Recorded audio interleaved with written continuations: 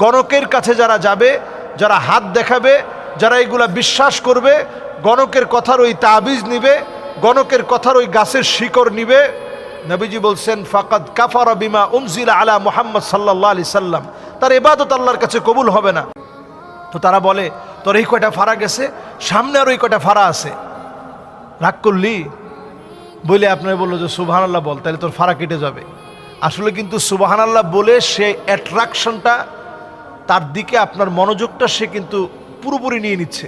বিশ্বাস করার কোনো সুযোগ নেই, গণকের কথা বিশ্বাস করা হারাম, ঈমান বিধ্বংসী বিষয়। এদের কাছে গেলে আপনি কোরআনকে অস্বীকার করলেন, আপনার নামাজ, রোজা, হজ, যাকাত কবুল হবে না, নষ্ট হবে এদের কাছে যাওয়ার কারণে। আল্লাহ তাআলা আমাদেরকে বোঝার তৌফিক দান করুক। বল সুবহানাল্লাহ। আরেকবার কস সুবহানাল্লাহ। রাগ করলি? তুমি এমন একটা ব্যক্তি, মানুষের দুঃখ কষ্ট দেখতে পারো না, তার পাশে যাই দাঁড়াও, তারা এসে তোমার পিছন থেকে ক্ষতি করার জন্য ঘুরে। কথাটা ঠিক নেবে? ঠিক ঠিক।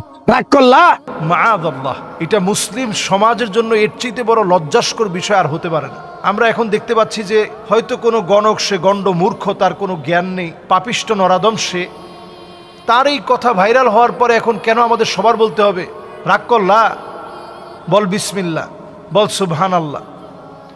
এই তার কথা মতো যারা এই জাতীয় আল্লাহ রাব্বুল আলামিনের এই পবিত্র বিসমিল্লাহর মতো বরকতি বিষয়, সুবহানাল্লাহর মতো দাড়িপাল্লা ভারী করে দেওয়ার মতো ওজন সম্পন্ন বিষয়কে নিয়ে যারা ট্রোল বানাচ্ছে, মাআযাল্লাহ, আমি বলবো খবরদার, এই জাতীয় ট্রোল আপনারা করতে যাবেন না। একজন গণকের কাছে স্বাভাবিকভাবেই যদি আপনি যান, গমন করেন, নবী আলাইহিস সালাতু ওয়াস সালাম বলছেন মান আতা কাহিনান আও আররাফান ফাসাদ্দাকাহু বিমা ইয়াকুল ফাকাদ কাফারা বিমা উনজিলা আলা মুহাম্মদ সাল্লাল্লাহু আলাইহি ওয়াসাল্লাম। গণকের কাছে যারা যাবে, যারা হাত দেখাবে, যারা এগুলা বিশ্বাস করবে, গণকের কথার ওই তাবিজ নিবে, গণকের কথার ওই গাছের শিকড় নিবে, নবীজি বলছেন ফাকাদ কাফারা বিমা উনজিলা আলা মুহাম্মদ সাল্লাল্লাহু আলাইহি সাল্লাম, তার ইবাদত আল্লাহর কাছে কবুল হবে না, তার ইবাদত নষ্ট হবে। এমনকি ওই লোকটা আল্লাহর কাছে এতটা ঘৃণিত হবে, তার ঈমানটা নষ্ট হয়ে যাবে। ইবাদত নষ্ট হলো, ঈমান ধ্বংস হলো, ঈমান ধ্বংস হলো, ইবাদত নষ্ট হলো, গণকের কাছে যাওয়া। তা আমাদের দেশে দেখা যায় গণকরা অনেক দিন ধরেই এগুলো করে তেমন একটা তারা ভালো সুবিধা করতে পারছিল না। হঠাৎ করে তারা এই বিষয়টা কেমন করে অনলাইনে নিয়ে আসলো। আমরা দেখতে পাচ্ছি যেই ব্যবসাটাই ডাউন হয়ে যায়, ওইটা অনলাইনে নিয়ে আসলে হঠাৎ করে ওইটা আবার খুব ভালো মানুষের মনে সাড়া জাগে। এখন সাড়া জাগতে জাগতে এখন এমন অবস্থা হয়ে গেছে, গণক এখন রাস্তাঘাটে অহরহ বলে বেড়ায়, রাগ করলি? সুবহানাল্লাহ বল, বিসমিল্লাহ বল। কথাটা ভালো লাগলো না খারাপ লাগলো?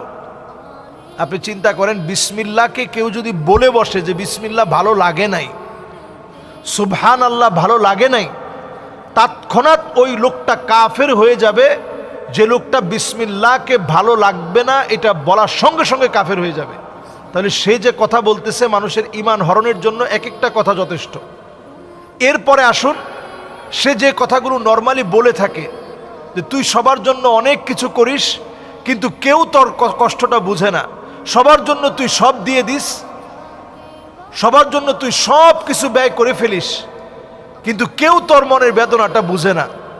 তো স্বাভাবিকভাবে প্রত্যেকটা পরিবারেই সন্তানদের ভূমিকা তো ছোট হোক বড় হোক প্রত্যেকের ভূমিকা থাকে।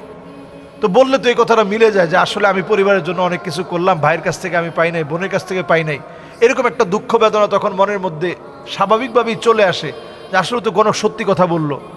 এরপরে বলে যে তোর এই বছরের ভিতরে 3টা বড় বড় ফাড়া গেছে, ফাড়া মানে বিপদ। তো এরকম ফাড়া কার জীবনে যায় না? প্রত্যেকের জীবনে কিছু না কিছু বিপদ আপদ যায়। আল্লাহ তাআলা পরীক্ষার প্রশ্নপত্র ভিন্ন ভিন্নভাবে করলেও বিভিন্ন রকমের পরীক্ষা আল্লাহ তাআলা দিয়ে থাকেন। এগুলো গুনাহ মাফের জন্য হয়, নিজের সম্মান ইজ্জতকে আরও আল্লাহ তাআলা বাড়িয়ে দিবেন, বান্দার সম্মান ইজ্জত আরও বাড়াবেন, এই জন্য পরীক্ষা নিয়ে থাকেন। তো তারা বলে তোর এই কয়টা ফাড়া গেছে, সামনে আর ওই কয়টা ফাড়া আছে, রাগ করলি? বলে আপনার বললো যে সুবহানাল্লাহ বল, তাহলে তোর ফাড়া কেটে যাবে। আসলে কিন্তু সুবহানাল্লাহ বলে সে অ্যাট্রাকশনটা, তার দিকে আপনার মনোযোগটা সে কিন্তু পুরোপুরি নিয়ে নিচ্ছে। এরপরে সে আপনার চোখে চোখে তাকায় বলল যে এই যে আমি কথাটা বললাম, কথাটা কি ভুল বললাম না ঠিক বললাম? হ্যাঁ ঠিক বলছি। ঠিক বললে তোর সাথে কি আগে কখনো আমার দেখা সাক্ষাৎ হয়েছে? না, দেখা সাক্ষাৎ হয় নাই। মিশা কথা কইস না, মিশা কথা কইলে আল্লাহকে দাবি থাকবে। যেই লোকটা আপনার দাবি শিখাচ্ছে ওই লোকটা আসলে কোনো মুসলমানই না, তার কোনো ইমানই নাই। সে আপনাকে ইমানের দাবি দিয়ে, আল্লাহর কসম দিয়ে সে আপনাকে আটকায় ফেলতেছে।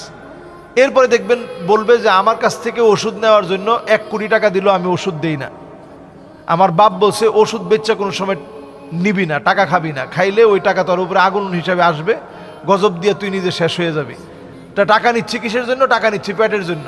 ওই মানে ঘুরায় পেঁচায় সে আপনার কাছে একটা গাছের শিকড় অথবা একটা গাছের পাতা একেবারে বুং বাং দিয়ে আপনার কাছে বিক্রি করে চলে গেল। আপনি মনে করলেন যে আপনার ভাগ্য পরিবর্তন হয়ে যাবে। কোথাও কোথাও একটা পাথর বিক্রি করে দিয়ে গেল, আপনি মনে করলেন এই পাথর আমার ভাগ্য পরিবর্তন করে দিবে। টোটাল এই বিষয়টা সম্পূর্ণরূপে শিরক। এগুলো ইমান বিধ্বংসী বিষয়। এজন্য আমরা এগুলা নিয়ে ট্রল করব না, এদের কাছে যাওয়ার প্রশ্নই আসে না। যত রকমের আংটি হোক, এই যে আমরা আংটি পরেছি, এই আংটিটা হচ্ছে শুধুমাত্র, এই আংটিটা শুধু না, অন্যান্য যত আংটি আমরা পরব, এটা শুধুমাত্র একটা বৈধ ফ্যাশন।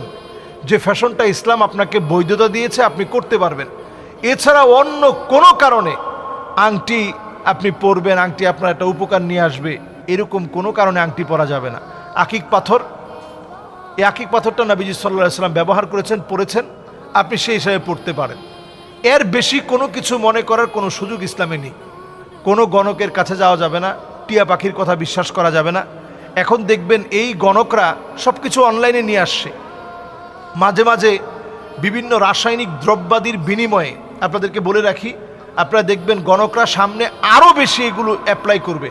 বিভিন্ন রাসায়নিক দ্রব্যাদি একটার সাথে একটা মিললে একটু আগুন ধরে যায়। কিছু আছে এমন যেটা আপনি খালি চোখে হয়তো দেখতে পাচ্ছেন না, পানির মধ্যে দেওয়ার সঙ্গে সঙ্গে আগুন ধরে যাবে। তো আপনি আপনার চোখের সামনে একজনের কাছে গেছেন, সে আপনার আগেই সেট দিয়ে রাখলো, যদি তোমার সাথে জিন থাকে, কেউ কালো জাদু করে থাকে, তাহলে পানির মধ্যে আমি ফু দেওয়ার সঙ্গে সঙ্গে আগুন ধরে যাবে। আসলে সে আগে থেকে ওইটা সেট করে রাখছে। ফুয়ের সঙ্গে সঙ্গে সে হাত থেকে আস্তে টোকা মেরে গ্লাসের মধ্যে দিয়ে দিল, এরকম ফুটা নিল এইভাবে, এরকম আঙ্গুল থেকে আস্তে করে ফেলে দিল। পড়ার সঙ্গে সঙ্গে একটা বিস্ফোরণের মতো হঠাৎ করে ঠাস ঠাস করে একটু আগুন বের হলো। আগুন বের হওয়ার সঙ্গে সঙ্গে আপনি মনে করবেন যে সুবহান আল্লাহ, এত বড় বুজুর্গ আল্লাহর ওলি, এরকম ফু দেওয়ার সঙ্গে সঙ্গে পানির মধ্যে আগুন ধরে গেছে। আসলে তো এটা রাসায়নিক বিক্রিয়া হয়েছে। এই রাসায়নিক বিক্রিয়ার ফলে এখান থেকে আগুন ধরেছে। এই জন্য কোনো গণকের কথা বিশ্বাস করার কোনো সুযোগ নেই। গণকের কথা বিশ্বাস করা হারাম, ইমান বিধ্বংসী বিষয়। এদের কাছে গেলে আপনি কোরআনকে অস্বীকার করলেন, আপনার নামাজ, রোজা, হজ, জাকাত কবুল হবে না, নষ্ট হবে এদের কাছে যাওয়ার কারণে। আল্লাহ তাআলা আমাদেরকে বোঝার তৌফিক দান করুক। আসসালামু আলাইকুম ওয়া রাহমাতুল্লাহি ওয়া বারাকাতুহু। কোরবানির পশু হারিয়ে গেলে করণীয় কি? কোরবানির পশু যদি ভাই হারিয়ে যায়, তাহলে আপনাকে কোরবানি দিতে হবে।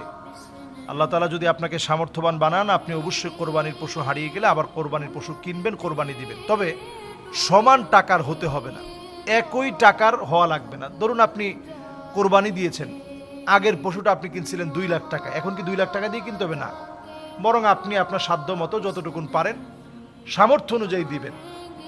এখন কোরবানি যদি আপনি না দেন, তাহলে নবীজি সাল্লাল্লাহু আলাইহি সাল্লাম খুবই ভয়ঙ্করভাবে তাদেরকে ভৎসনা করেছেন এবং নবীজি বলেছেন যে যাকে আল্লাহ তাআলা টাকা দিয়েছেন, অর্থ দিয়েছেন, ফালাম ইউদাহি, কিন্তু সে কোরবানি করে নাই, ফালা ইয়াকরাবান্না মুসাল্লানা, সে যেন আমাদের মুসল্লায় না আসে। কেমন যেন নবীজি বলতে চাচ্ছেন যে ওই লোকটার নামাজের দরকার কি, যে কোরবানি করে নাই সে নামাজ পড়বে কি? এজন্য আমরা কোরবানি যাদের তৌফিক আছে হারিয়ে গেলেও কোরবানি করতে হবে।